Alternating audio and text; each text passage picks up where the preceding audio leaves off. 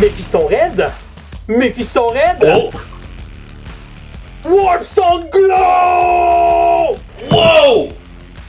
Tu vois? Oh! On a perdu Phil! Je me suis dit, à un moment donné, David va se rendre à du vert, fait que je vais sortir un skink. Tu sais, Oh! parce qu'il est vert. Ben oui, Mais j'ai raté mon punch. J'ai comme raté mon... ça allait trop vite. Bienvenue au balado Soirée Peinture. Épisode 122 sous toute réserve. Il est possible que j'arrête de les dire à force de me tromper. Hein? Fait sous toute réserve. Moi, c'est ça, un petit meeting au sommet. On tient à remercier la BIS, fier commanditaire du podcast, encore cette semaine.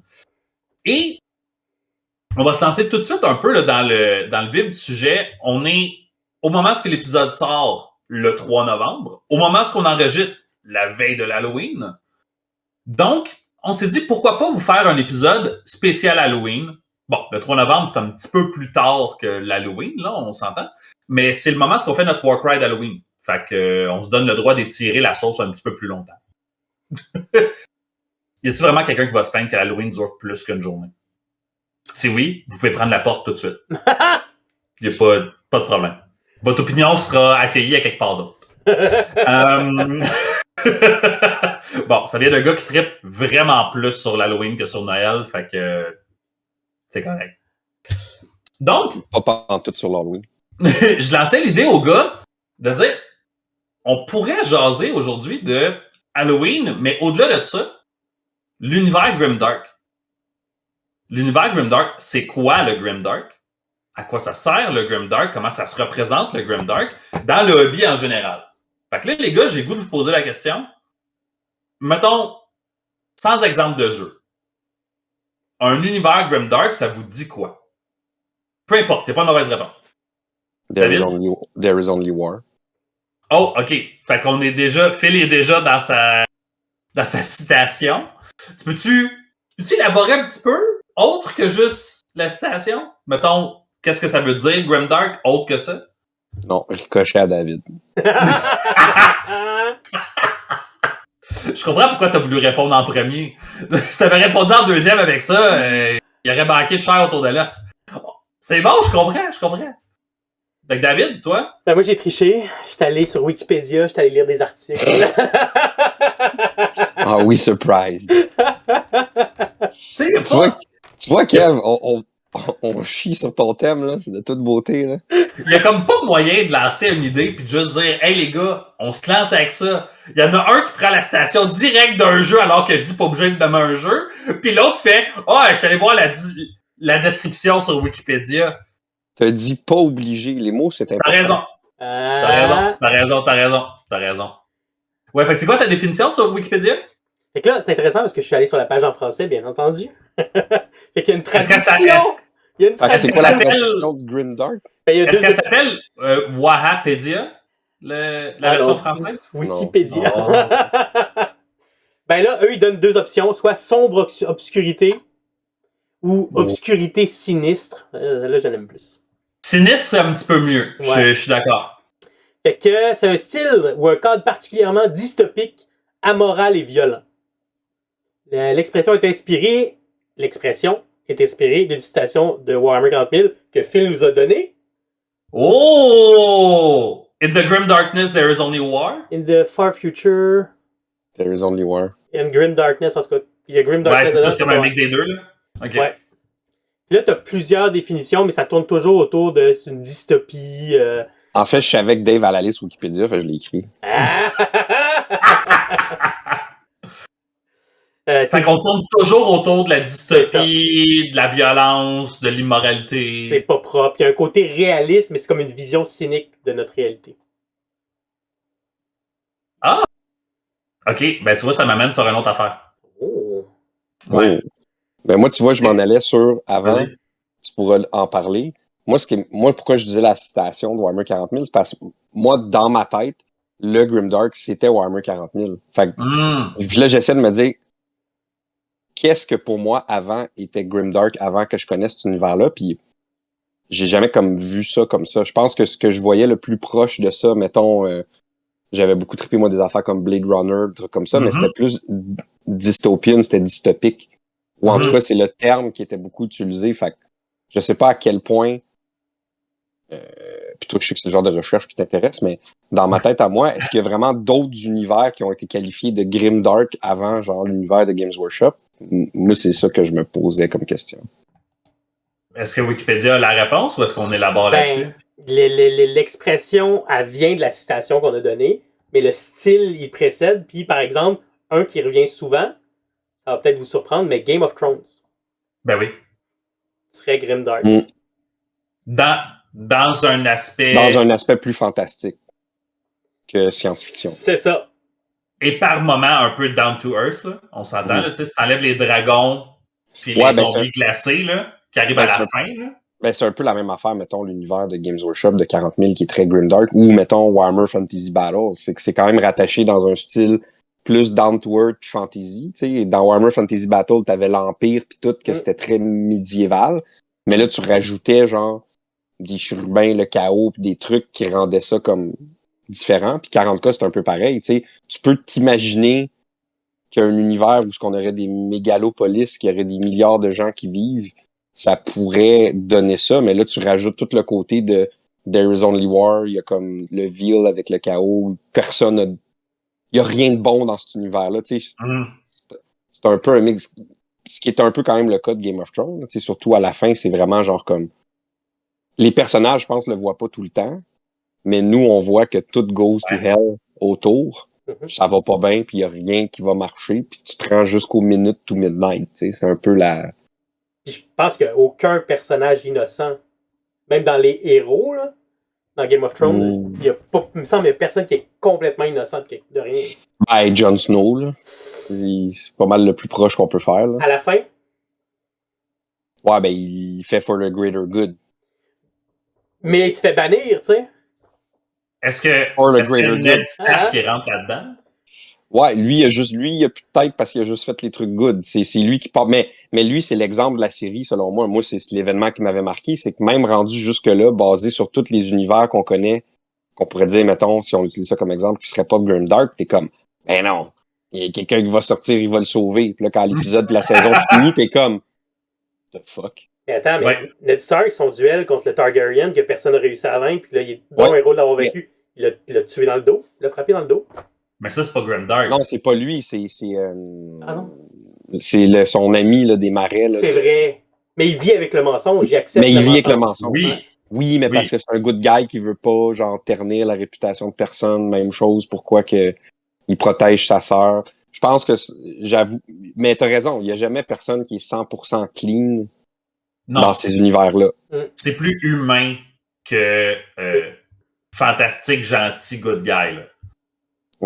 Ce que j'avais envie de vous poser comme question, c'est quoi l'élément, mettons on en choisirait rien qu'un, là, l'élément réaliste d'un univers grimdark qui te dit que c'est grimdark alors qu'on est dans un univers fantastique?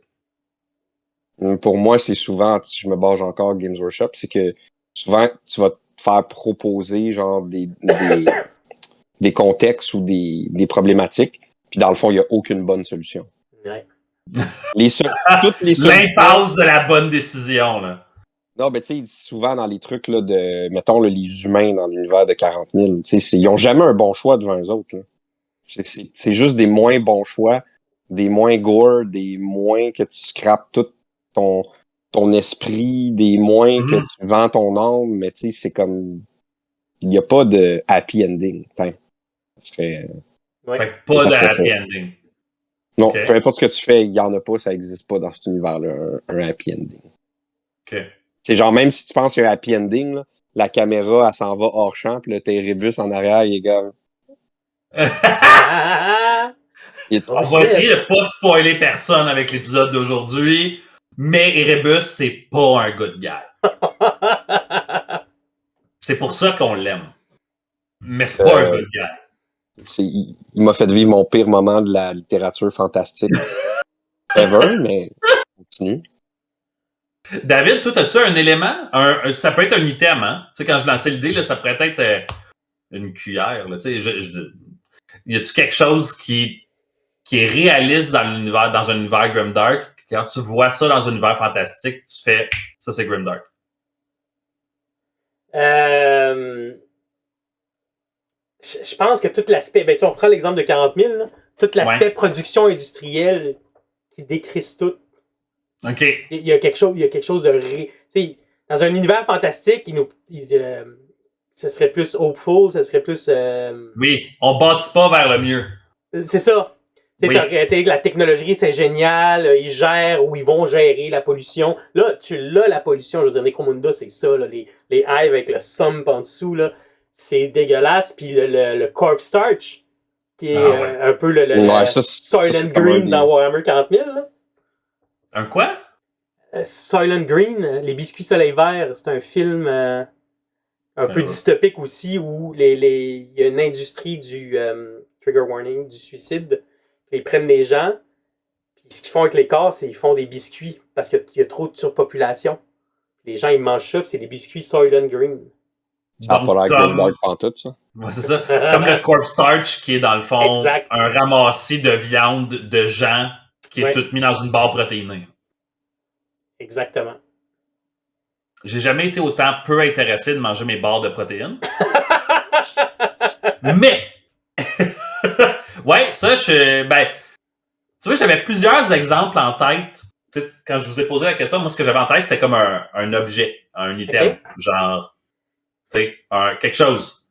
Quelque chose que tu vois dans une image ou dans une description, puis tu fais, ça, c'est Grimdark pour moi, tu sais. Là, c'est cool parce que vous avez comme allé complètement ailleurs avec ma question. Je trouve ça vraiment cool. Puis j'avais plein d'images en tête, j'avais plein d'items, j'avais plein d'exemples, j'étais curieux de voir les vôtres, mais jamais j'ai pensé au Corpse Starch.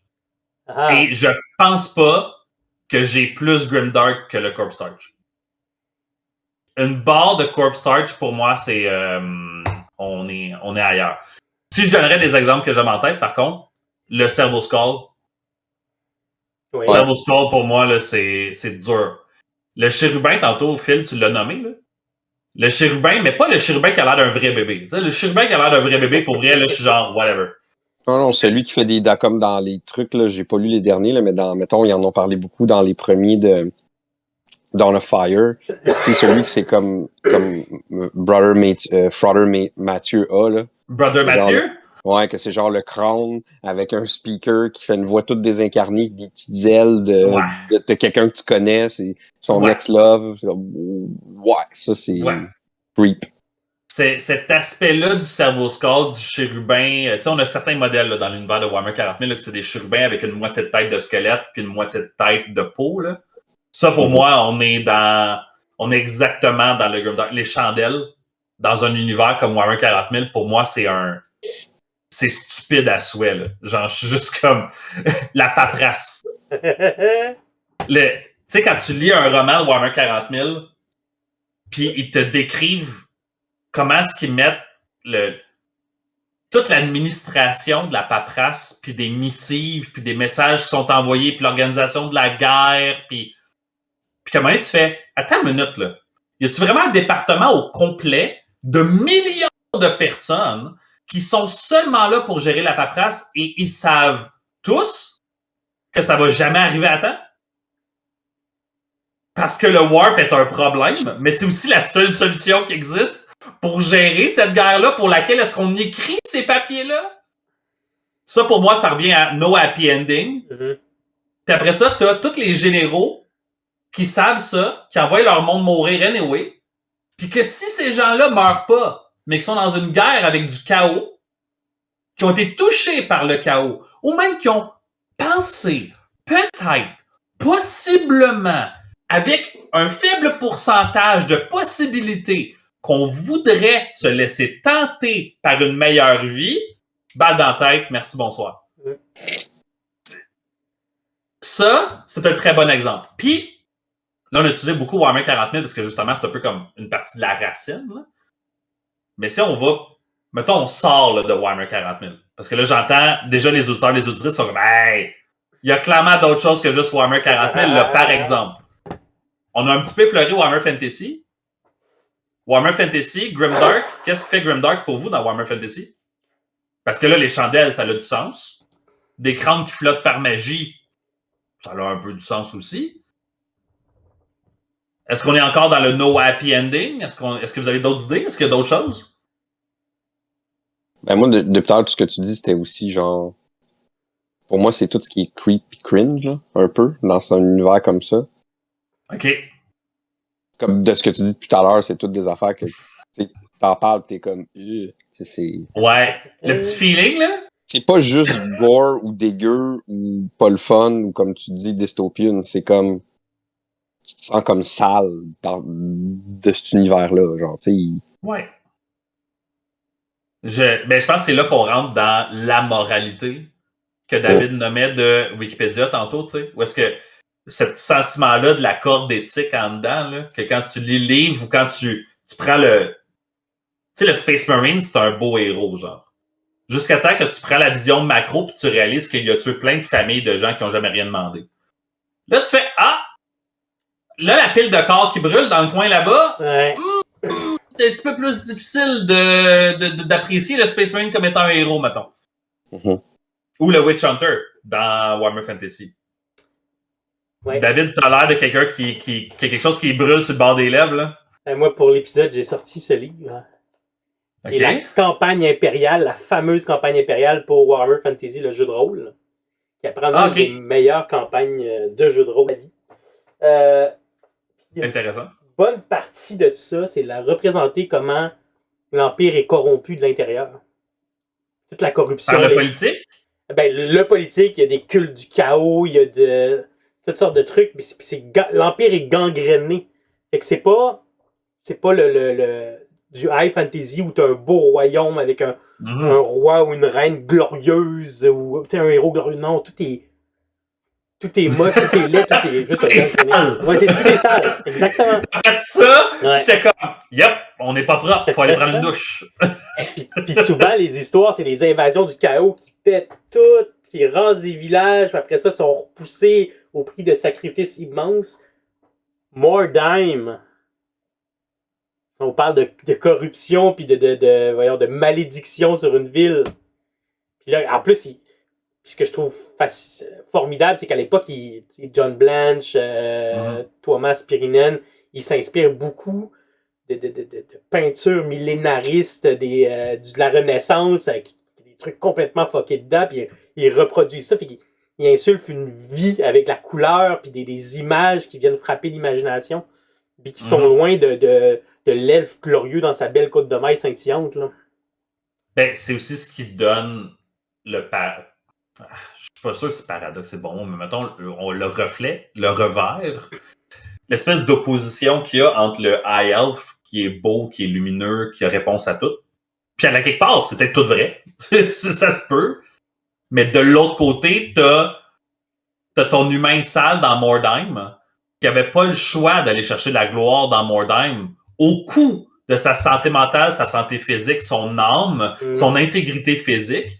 Tout ça pour la chance de peut-être aller chercher quelque chose qu'il va pouvoir vendre sur le marché, puis se payer un peu, une vie ou une certaine marge de liberté, sans savoir que le prix qu'il s'en va chercher, au prix de tout ce que j'ai nommé tantôt, c'est une Warpstone, ou des Warpstones, qui vont littéralement l'amener à pas pouvoir bénéficier de l'avenir qu'il essayait de se bâtir en vendant cette roche-là. C'est comme... Ouais. Mais on est dans le no happy ending, comme que Fred disait tantôt, là, mais on est dans le...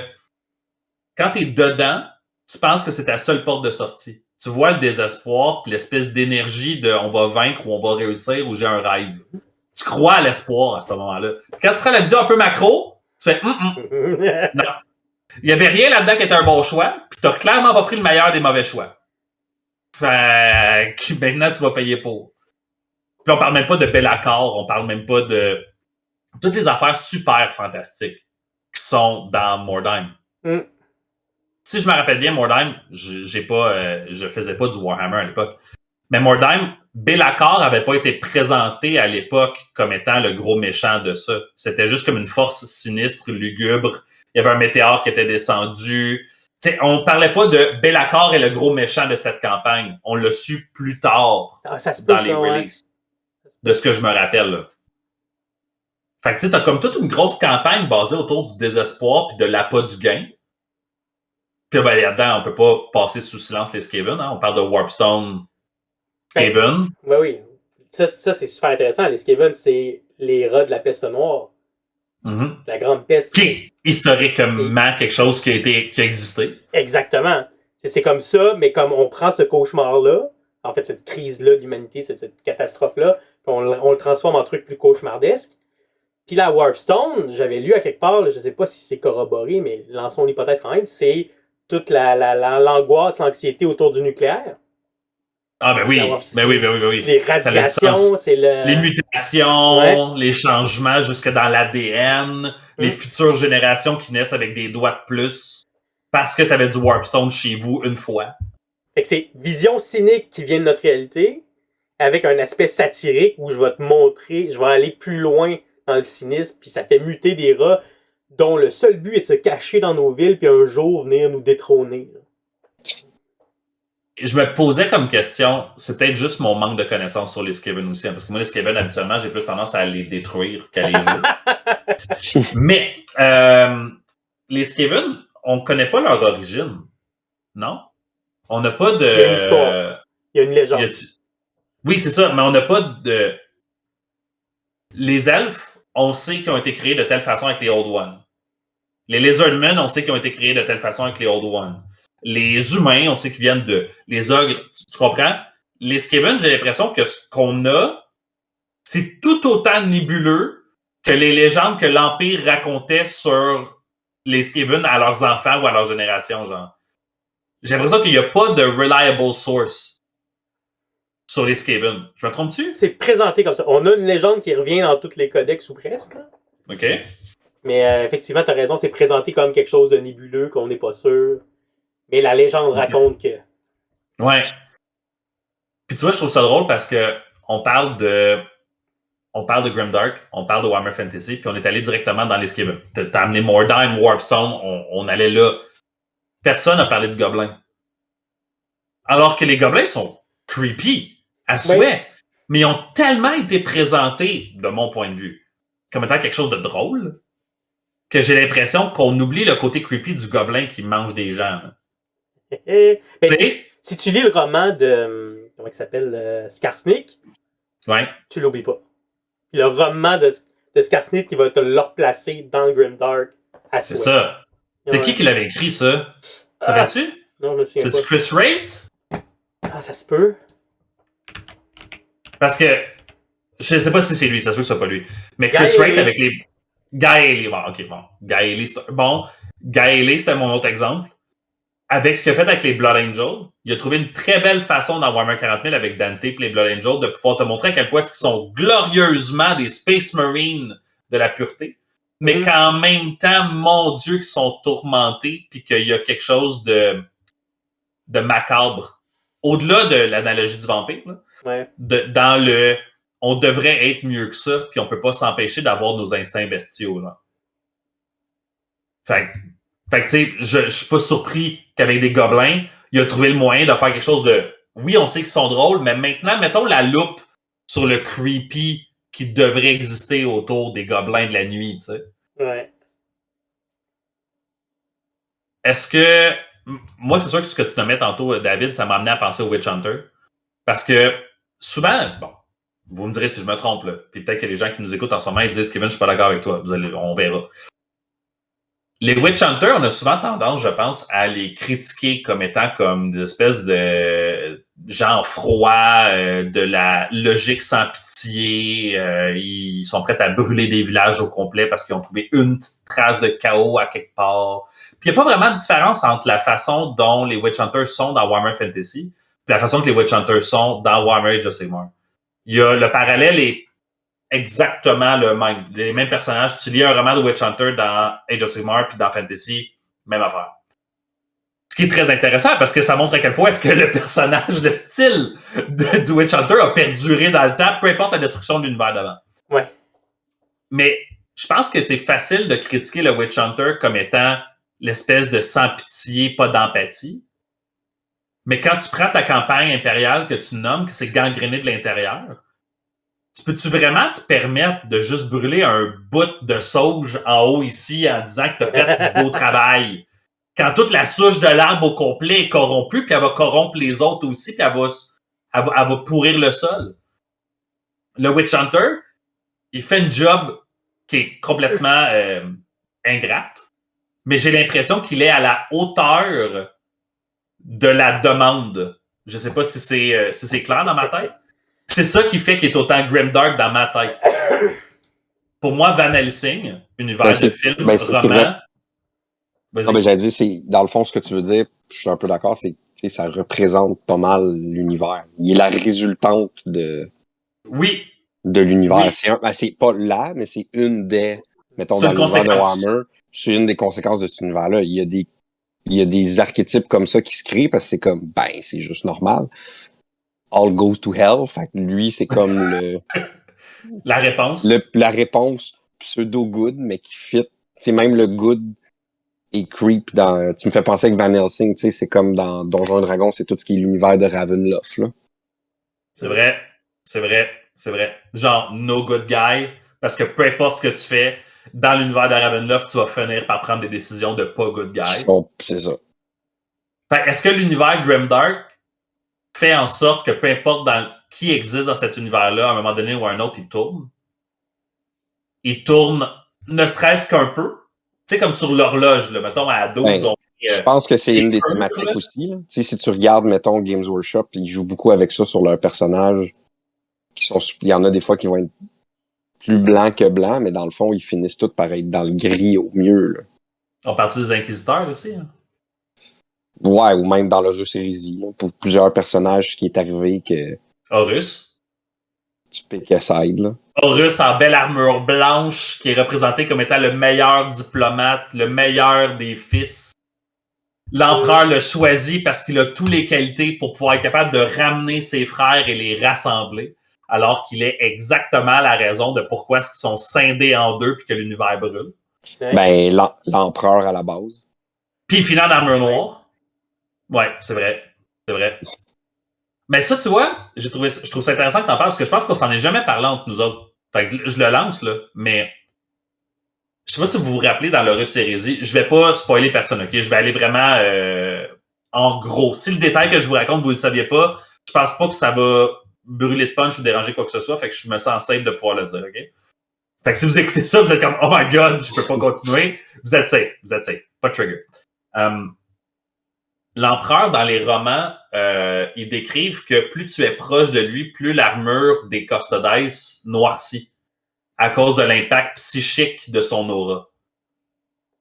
Est-ce qu'on n'est pas exactement dans une espèce d'analogie, de métaphore, plus tu es proche du soleil, plus tu te brûles? Puis de l'autre côté, plus tu t'approches d'une source de pouvoir, plus que ça corrompt, ça noircit qui est-ce que t'es. Parce que même le Custode se retrouve à être grimdark s'il est trop proche de l'empereur. Quand je parle grimdark, je parle l'étymologie du mot, là. Grim, dark, l'armure est gold, étincelante, parfaite. Et plus il passe de temps à côté de l'empereur, plus il noircit. Mais j'ai jamais, jusqu'à temps qu'on s'en jase là, j'avais jamais vu cette espèce d'image-là qui avait été faite. Fait que c'est pas l'âme du Custodes qui change, c'est tout l'extérieur. Alors que pour les autres personnes autour, avec Horus, par exemple, on a comme l'extérieur et l'intérieur changent complètement. Là. Je sais pas. Je vous lançais la réflexion puis la remarque. Je pense que c'est plus ton analogie du soleil, mais c'est sûr qu'après ça, si on parlera à l'auteur, peut-être qu'il voulait passer un deuxième message, mais il n'y a rien de clean. C'est même les custodes, comme tu dis, ils prennent pas des décisions clean à cause de la réalité qu'ils sont. Fac. Non, les custodes dans Prospero Brûle sont en mission pour aller punir Magnus, alors qu'une belle conversation avec Magnus aurait peut-être été suffisante. Ah oui, le seul good guy. Oh, quand ça vient de jouer à la Légion, on peut commencer à mettre des 25 cents dans le jar d'insultes, OK? Sacrifier la veuve et l'orphelin pour envoyer un message. Mais même chose pour l'Orgar dans First Heretic, où est-ce que les custodes sont déployés et sont prêts à tuer des Wordbearers, alors qu'il y en a là-dedans qui sont juste comme des dommages collatéraux. Puis ils n'ont jamais demandé à faire partie de ce vaisseau-là à ce moment-là quand les possédés arrivent, tu sais. Pourtant, ils se retrouvent à être victimes de ça d'une façon ou d'une autre. Puis là, ben, les custodies, ils actent sur ça. Je trouve ça quand même drôle parce que plus tard dans l'histoire, on se retrouve avec des Space Wolves qui ont à peu près la même job. Mais par rapport à des Primarques ou par rapport à des forces spéciales, puis ils payent tout le prix. Là, comme... je me rappelle pas une histoire où est-ce que les Space Wolves se sont retrouvés en rôle de investigateur, protecteur, executioner, puis ça a bien fini pour eux autres. Ils ont essayé sur Cygnus Prime, se sont fait manger. Je veux dire, il y a plusieurs moments où ils ont essayé d'être les personnes qui allaient être l'exécuteur, puis ça a vraiment pas bien été. Fait que je pense pas que ça soit sorti pas mal mieux que les Custodes, pour être franc. David, t'avais l'air de vouloir dire quelque chose? Il y avait Monarchia aussi. Ben oui. Monarchia est un excellent exemple de Grimdark. Là. Pour faire comprendre quelque chose à leur gare, l'empereur décide de wiper une planète. Là. Ou une ville? C'est-tu la ville ou planète? Monarchia, c'est la ville. C'était la ville la plus parfaite, la plus glorieuse. C'était l'apogée de ce que la ville impériale pouvait être du point de vue de Imperial Truth, que Lorgar preachait, que tout le monde savait dans l'Imperium que lui preachait, mais personne lui a dit que c'était pas correct. Mais ça, tu vois, c'est un autre très bon exemple de Grimdark. Où est-ce que là, on est littéralement dans une situation où est-ce que quand tu lis ce roman-là, on a les Ultramarines qui descendent en vaisseau puis qui annoncent à tous les villageois, les citoyens, les gens qui habitent là, vous avez, mettons, 2 jours pour quitter. Voici les vaisseaux pour quitter. On vous donne tous les moyens pour sacrer votre camp d'ici parce que dans 2 jours, ça n'existe plus.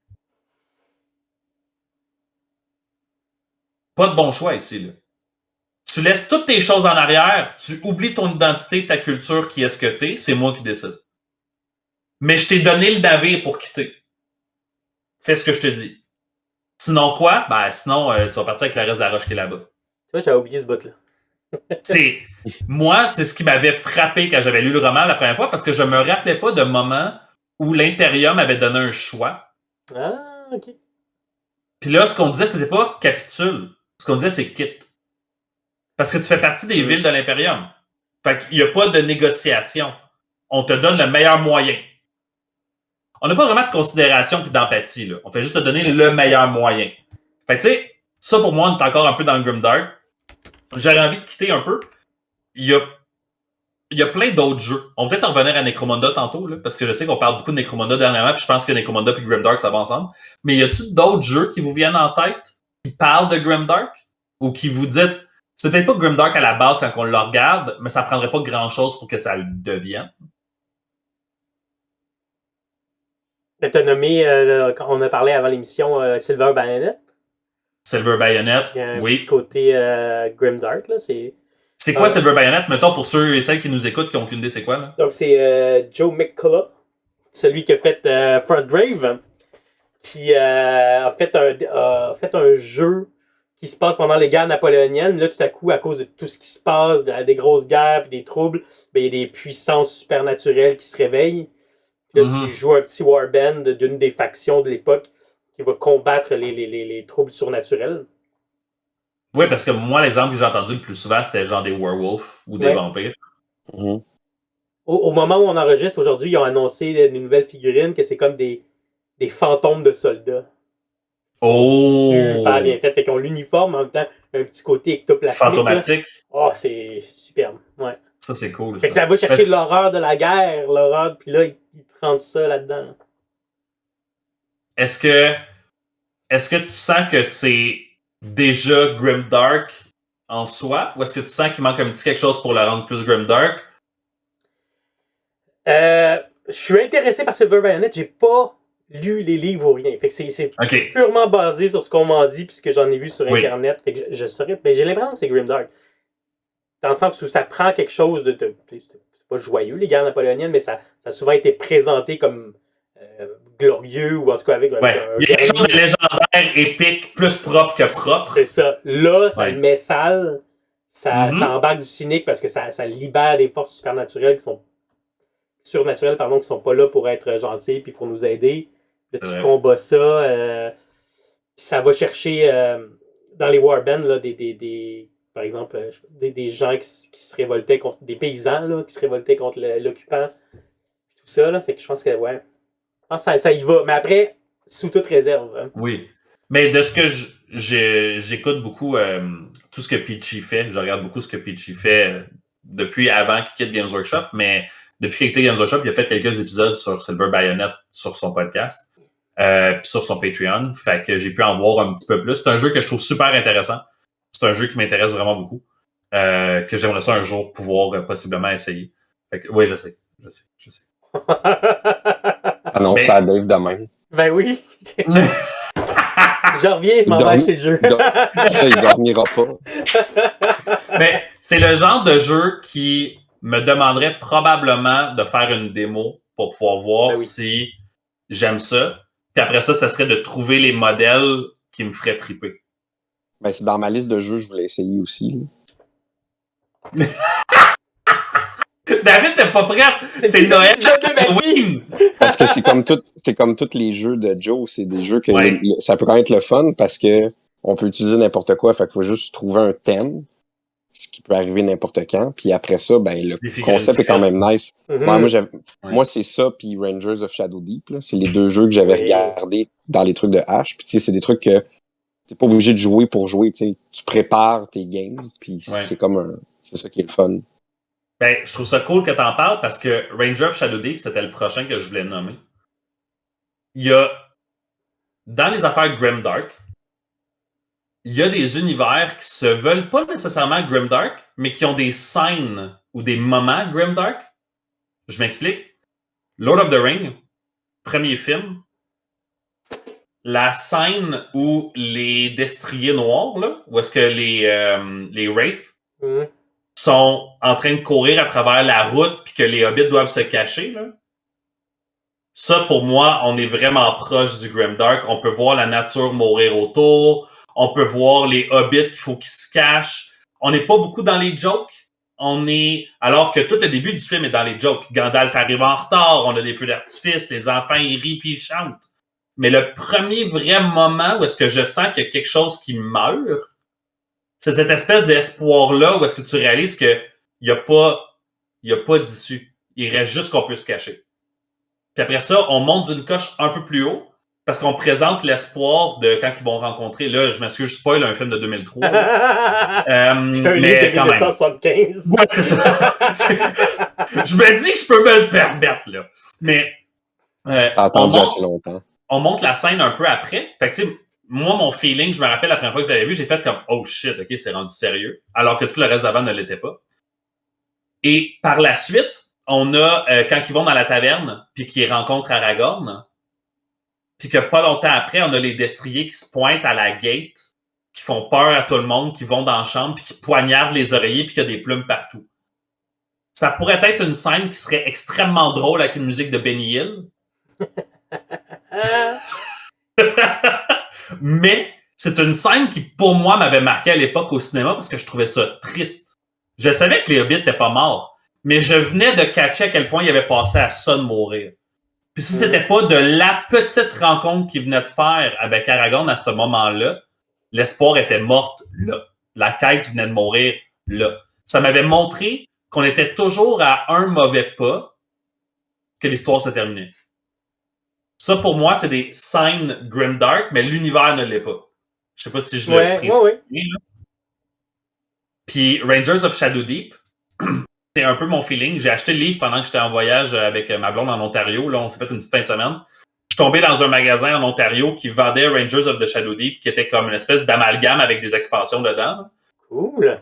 Ouais, puis j'étais genre, moi le prendre. Je l'ai feuilleté. J'ai trouvé ça très cool parce que ça me donnait un feeling de Donjon Dragon. Il y a une espèce d'aspect, je bâtis mon guerrier, je le fais, il vit son aventure, c'est très solo. C'est très organisé solo comme aventure. Mais tout ce que je lisais dans le livre, c'était tous des passages de livres qui t'expliquent comment est-ce que le Ranger il est tout seul dans l'univers. Puis qu'il a peut-être le droit d'avoir un genre d'allié. Là. Tu sais, parce que tu peux te choisir un allié aussi, un genre d'écuyer si tu veux, là, ou whatever. Là. Mais ça reste que c'est toi contre l'univers. Puis tout de suite, j'ai eu l'image, quand je lisais Rangers of the Shadow Deep, puis c'était peut-être volontaire, là, je pensais à The Witcher. Ou est-ce que c'est lui contre l'univers? Puis même l'univers veut qu'il meure. C'est un autre exemple, ça aussi. J'ai pas beaucoup d'expérience avec The Witcher, fait que peut-être que vous autres en avez plus. J'ai même pas fini la première saison, je pense. Fait que peut-être que... Ben, c'est dans le même style. Ben, c'est pas le même style, là, mais la même facture visuelle puis univers que genre Game of Thrones, des affaires comme ça. Là. Ça va pas bien, t'es tout seul, tout le monde taillit, il y a un Big Bad Evil qui s'en vient, puis tu peux rien faire contre. C'est un peu le même thème. Là. Fait que j'étais pas loin dans ma décision de Rangers of the Shadow Deep. Là. Puis je pense... Non. Je pense que ce qui est intéressant dans l'aspect grimdark de Witcher, c'est souvent, en tout cas dans l'émission, il me semble qu'on le voit, mais dans les romans, tu le vois un peu, parce que c'est beaucoup de short story au début. Ouais. Des fois, le monstre, c'est pas le monstre. C'est les villageois autour. Ah oui. Fait qu'il y a une vision cynique de notre société qui va pointer du doigt l'aspect monstrueux, mais qui va agir comme des monstres finalement. Alors que c'est le sauveur dont ils ont besoin. C'est ça. Ouais. Ah ben tu vois, c'est intéressant, t'as raison. On a fait un petit peu le tour de certains jeux qui sont à l'extérieur. Bon, on a effleuré Frostgrave, mais Frostgrave, Stargrave, pour moi, c'est des jeux qui sont parfaits pour pouvoir le mettre Grimdark si c'est ce que tu veux. Ça peut être aussi casual puis jouer avec des enfants, avec des champignons et des schtroumpfs, si tu veux que ça le soit. Je pense que tout est... Pour moi, ces deux jeux-là, tout est possible. Fait que je me trompe-tu, David? Mon exemple était-tu trop exagéré? Non, c'est un bon exemple. Mais c'est une facture visuelle avec, comme Phil dit, mais avec aussi un background story que tu peux bâtir par toi-même. Fait que tu peux lui donner la saveur que tu veux. Mais à la base, Frostgrave, c'est des humains magiciens qui ont poussé trop loin, que ça a fait une catastrophe. Puis toi, tu joues un Warbrand qui veut pas, va piller une tombe. C'est vrai. une ou des tombes. Oui, c'est ça. Puis on se surprend qu'il y a des pièges, puis il y a des shit qui vont t'arriver, puis là, tes gars vont mourir. Il va falloir que tu retournes au village, aller embaucher d'autres personnes, parce que les premiers qui sont venus avec toi sont tous morts. Ouais. Mais t'as toujours pas compris le message. Que le problème, c'est peut-être toi. C'est peut-être l'endroit où tu vas. Mais tout va bien. Mais tout va bien. Est-ce que... Je bifurque, mais... Dans les univers Grimdark, Warhammer 40 000, Warhammer Fantasy, The Witcher, on a tendance à mettre... Dans tout le Grimdark qui existe, on a souvent tendance à mettre des personnages drôles. Ou des choses drôles. Est-ce qu'on a des exemples de ça?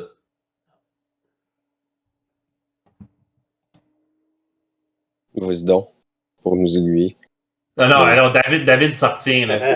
Ben, vas-y, David s'en retient, là. Les orques, là, ils ont tout un côté... mais je vois pas tant Grimdark. Mais c'est ça qui est drôle, en fait. C'est pour ça que je souriais. C'est qu'il y a un article qui parle du Grimdark qui explique qu'à la base, vu que c'est cynique, il y a un côté comique dedans, mais comique sombre. Là, on parle de 40 000 ou Fantasy? Les deux. Ou Age of Sigmar? Les deux. Okay. Mais là, il donne l'exemple de 40 000. Puis il dit, là, je suis pas sûr, en tout cas.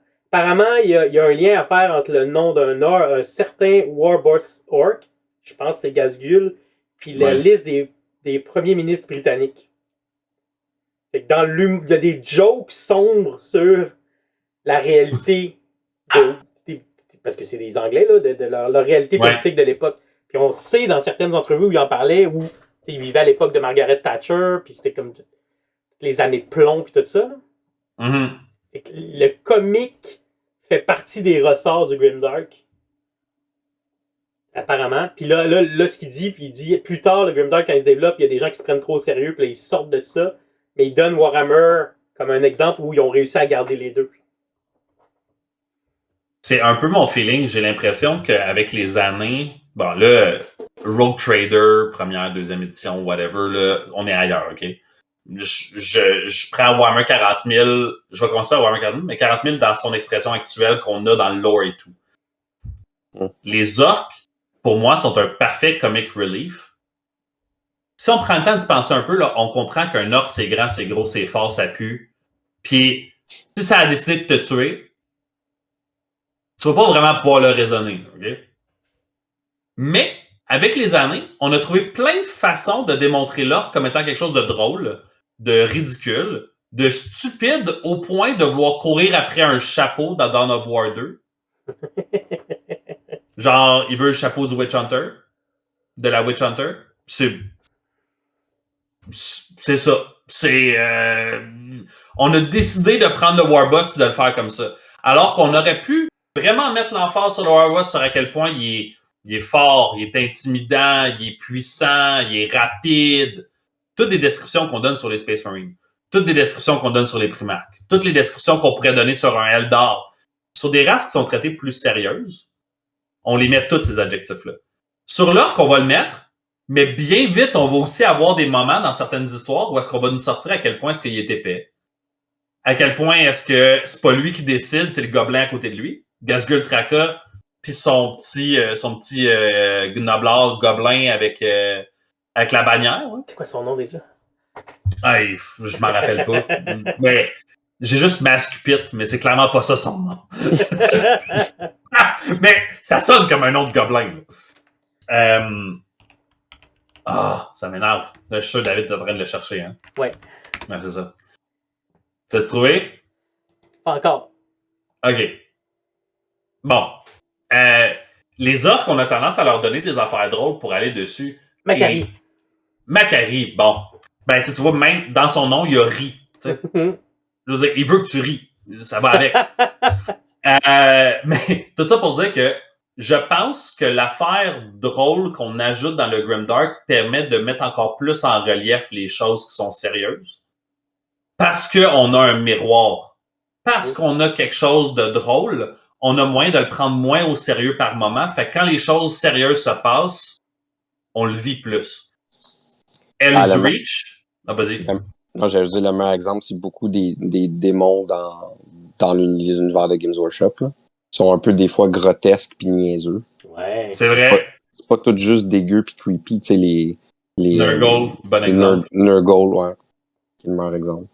Ben, les Nurglings. Les sassy Nurglings, là. Ouais. Comic relief direct. T'as raison, parce que Nurgle peut être creepy, solide. Là. Un roman avec Nurgle qui est traité de façon sérieuse, ça fesse, puis c'est difficile, puis c'est désagréable. Puis c'est ça que c'est censé être. Dans Age of Sigmar, il y a eu la première série là, des Realmgate Wars. Nurgle était vraiment représenté comme étant une force qui était inarrêtable, qui n'allait pas arrêter de corrompre, de détruire jusqu'à l'âme de tout ce qui existe dans le royaume de la vie, tant son temps qu'il n'a pas trouvé à l'Ariel. Ça, c'est creepy à souhait, là. Je veux dire, à quel point est-ce que tu n'as pas compris le message dans le consentement? Bon, ça, c'est un détail. Nurgle ne s'arrête pas. Puis à un moment donné, on a Bile... C'est pas Bile Wars, c'était quoi le... Celui avec Niamh Black Talon puis le dude sur son escargot, là? Blight War. Blight War, c'est ça. Blight War, on a un premier roman qui sort avec des short stories. Puis on découvre le personnage qui est sur l'escargot, qui se veut quelque chose de sérieux, mais aussi très drôle. Articulus. Puis là, on commence à voir encore de plus en plus d'affaires drôles avec le temps dans Age of Sigmar qui commence à apparaître avec Nurgle. J'ai pas l'impression que Khorne, on met des affaires aussi drôles dessus. J'ai l'impression que Khorne a toujours eu un peu son... je me trompe peut-être. Mais je suis pas mal sûr que Khorne, il n'y a pas tant d'affaires drôles qui se sont passées avec. Slaanesh, il y a des jokes qui se font. Fulgrim est un excellent exemple d'un personnage qui est au bord de Slaanesh, qui fait des blagues et qui rit des autres. Oui, ok. Tzeentch? J'ai pas de personnage drôle de Tzeentch. J'ai vraiment l'impression qu'ils ont pris Nurgle puis ils ont fait « Toi, t'es drôle. » Toutes les autres, c'est un peu par hasard, ok? C'est pas tout volontaire. Mais toi, tu vas être drôle la très grande majorité du temps, par exemple. Au point où est-ce qu'une des phrases de Nurgle, pour ceux et celles qui ne le savent pas, c'est que grand-papa Nurgle est fait d'amour. Ouais. Fait que même ces créatures, c'est quoi déjà le nom des créatures, les espèces de gros vers là, que tu avais peint pour les Beasts of Nurgle, c'est ça? Ouais, les bêtes de Nurgle, ouais. Ouais, les bêtes de Nurgle. Nurgle. Monde. Ouais, non, je visais vraiment la créature en tant que telle. Si je me rappelle bien, dans Warhammer Fantasy, dans la description des bêtes de Nurgle, c'était une description creepy, mais triste, d'à quel point est-ce que ces créatures-là, leur seul désir, c'était de faire des câlins. C'était des chiens surexcités de te voir après une belle grosse journée de travail. Ils veulent juste venir te voir et venir te faire un câlin. C'est juste ça qu'ils veulent. Mais quand ils le font, les gens meurent. Ouais. Fait que soit les gens veulent plus qu'ils les touchent. J'ai compris. Le voisin il est mort quand tu es allé faire un câlin. Oui. Ou de l'autre côté, ils réussissent. Puis c'est la dernière fois qu'ils vont pouvoir lui donner un câlin. Fait qu'ils vivent une grosse tristesse. Je trouve ça très grimdark. C'est drôle. Mais oui. Mais c'est triste. C'est la maladie. La maladie, ça se transmet. Fait que la vision cynique, c'est le don qui donne la maladie. Puis le grand-papa Nurgle, l'amour qu'il te donne, c'est ses maladies. C'est ces Beasts of Nurgle qui veulent te donner, c'est de l'amour, mais c'est de l'amour qui te tue. Ouais. OK. Est-ce que... Puis les orques, juste pour revenir à quand t'en parlais, les orques, c'est un peu la critique de la mob, de la masse, qui est ridicule, qui est idiote, mais qui peut se convaincre de quelque chose, puis comme toute cette gang-là se convainc ensemble, ils réussissent à se convaincre qu'ils ont raison. C'est aussi, je pense que c'est une critique des hooligans, là, tu sais, comme, ils vont écouter leur match de foot, puis comme, oh, ouais, puis après ça, ils se tapent dessus entre supporters, là. Encore aujourd'hui, en 2024, on a plein d'exemples de ça. Okay? Ça existe encore. Mais oui, puis même qu'à l'époque, durant longtemps, je pense plus que... C'est-tu encore le cas dans The Old World? Je suis pas certain.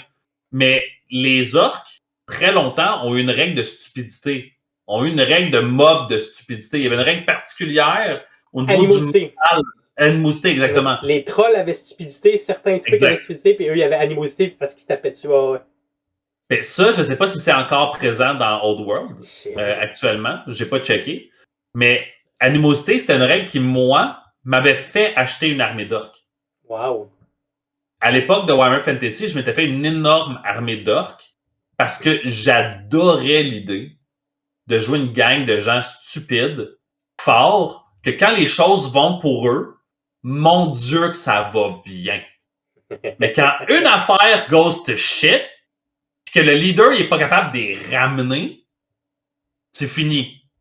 C'est fini pourquoi? Pas parce que l'ennemi était plus fort qu'eux autres. Parce qu'ils n'ont pas été capables de se tenir. Puis la règle d'animosité m'avait vraiment... Parce qu'à l'époque, je jouais des Dark Elves puis des High Elves. Fait que j'étais vraiment comme... J'ai deux armées sérieuses. J'ai deux armées qui sont puissantes au niveau du lore. Là. Mais j'aimerais ça jouer quelque chose de différent. Puis les orques m'avaient appelé pour ça parce que à l'époque, il y avait les Skaven aussi, mais Sébastien faisait des Skaven. Les Skaven aussi avaient il y avait une règle dans le même genre que leur morale était affectée différemment. Fait que, mettons, les machines de guerre explosaient tout seules. Fallait que tu roules des dés, la malpierre pouvait affecter tes magiciens, pouvait affecter tes machines. Fait qu'il y avait toujours comme un aspect de... T'as droit à sa gâchette, puis tu veux pas peser trop fort. Puis tu te demandes, j'ai-tu encore le droit? Les orques, c'était ça. C'était si tu charges, si je me rappelle bien à la 8e édition, c'était si tu charges pas ou si t'es pas en train d'attaquer au corps à corps, il faut que tu fasses un test de leadership. Quelque chose de genre, là. Je peux peut-être me tromper, là, mais. Parce que ça faisait en sorte que si leur attention n'était pas portée vers la violence, ça allait être porté sur la violence sur leurs voisins à côté. Fait que tu perdais des gars dans tes units. Mais ouais, ben, tout ça pour dire que je pense que la partie comique qu'on a, on l'a dans Warhammer 40 000, on l'a encore dans Age of Sigmar. L'exemple du chapeau du Witch Hunter que je donnais tantôt, là, dans les histoires d'Age of Sigmar, dans les Realmgate Wars, quand ils ont introduit Neferata puis les vampires, ils ont introduit les castles des Blood Knights. Fait que la famille des Blood Knights qui se promène avec un château qui vole, qui apparaît puis qui disparaît, là. Ben, Neferata, avec des vampires, il y a un chef orc, quand les Aranja ont été découverts, un méga boss, passe tout le livre de campagne à courir après le chapeau de la vampire. Toutes les missions sont tous des affrontements des Aranjas qui vont vers le chapeau. Il y a un lien à faire avec Dawn of War, là. Oui, clairement, là. Clairement. Mais c'est tellement bien écrit que t'en viens à vouloir les jouer parce qu'ils sont drôles, mais sont tenaces. Ouais. Mais on n'est pas dans le Grimdark avec les Aranjas, là. Dans rien de ce qui est écrit, on est dans le Grimdark pour eux. Malgré que ça vaut la peine de se questionner, savoir si Age of Sigmar est vraiment du Grimdark. Je pense que par certains romans, oui. À certains moments de l'histoire, les Ramgate Wars étaient un excellent exemple de Grimdark, parce que là, c'est vrai que pas d'espoir, on est dans une belle dystopie, il y a une belle grosse inégalité, il n'y a pas de bonne fin.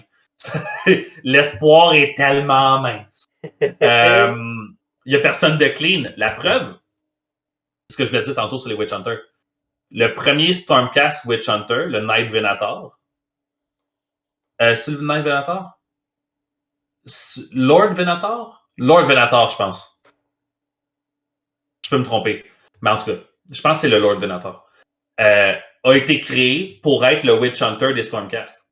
Pour dire que quand les Witch Hunters humains ne peuvent pas traiter certaines threats dans les cités, puis que ça prend un autre genre de Witch Hunter, tu prends le demi-dieu Witch Hunter. Fait qu'ils ont vraiment été jusqu'à dire comment est-ce que le thème du Witch Hunter qui chasse le Grimdark peut avoir une importance, peut avoir une conséquence sur le demi-dieu, qui est censé être la pureté, la perfection, l'idéalisation de la guerre comme étant la solution. Même les Stormcast se retrouvent à être des Witch Hunters à un moment donné. T'sais. Ah ouais.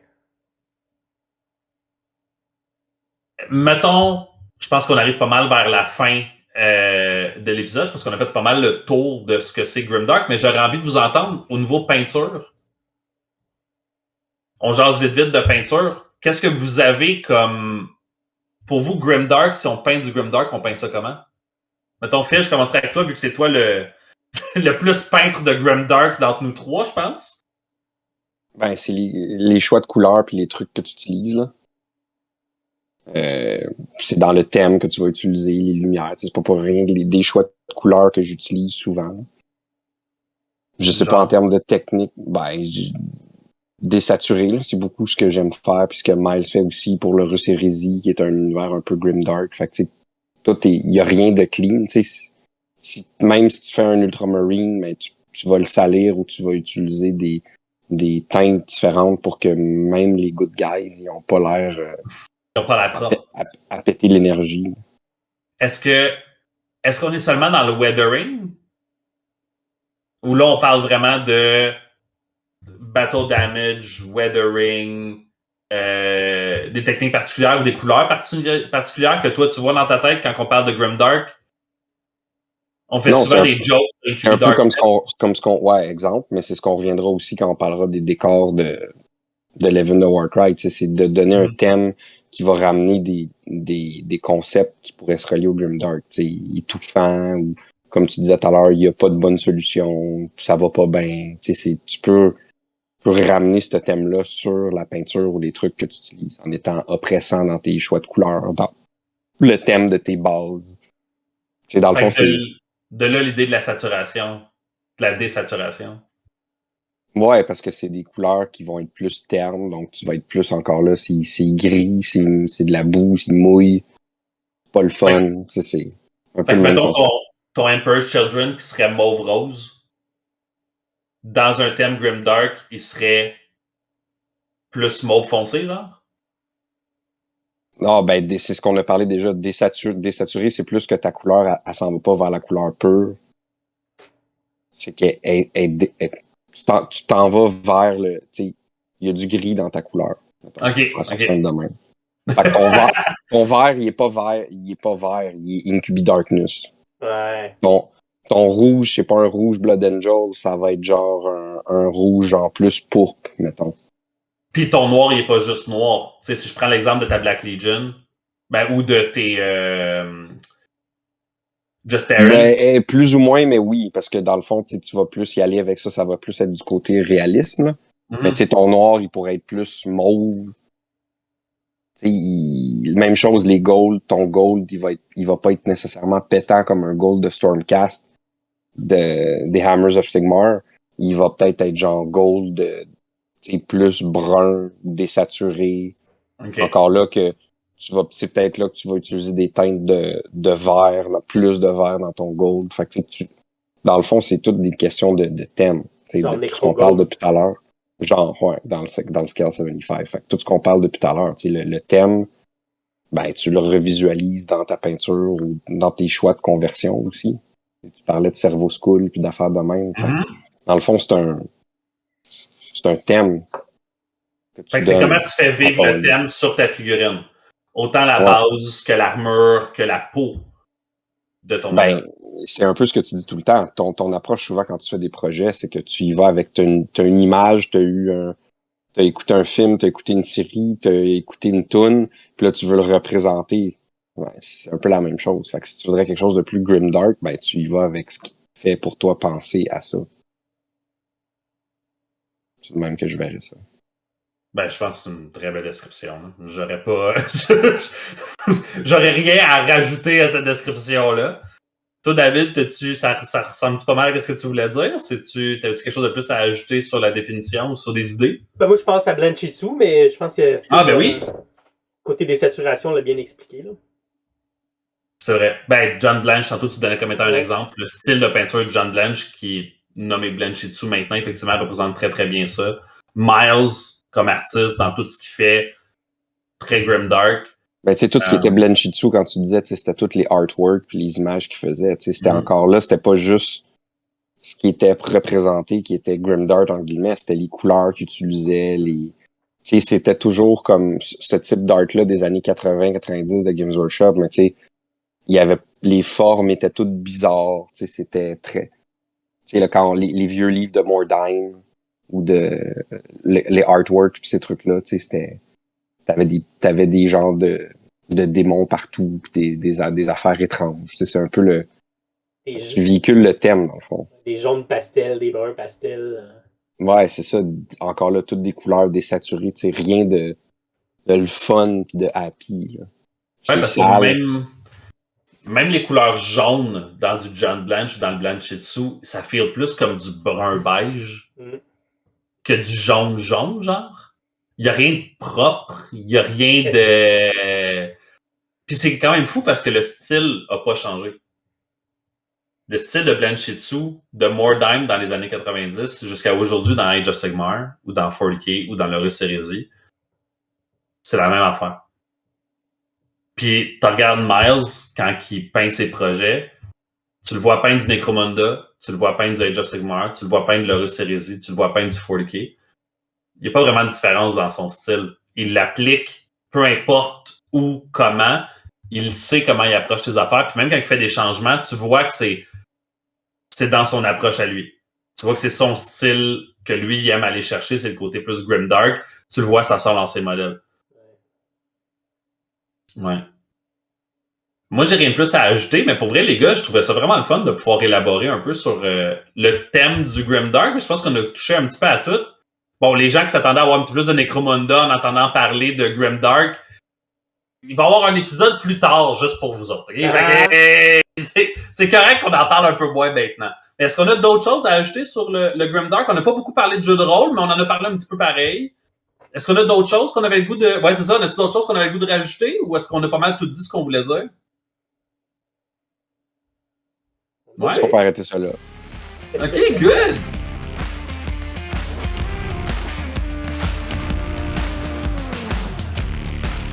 Ben, merci à tout le monde de nous avoir écoutés.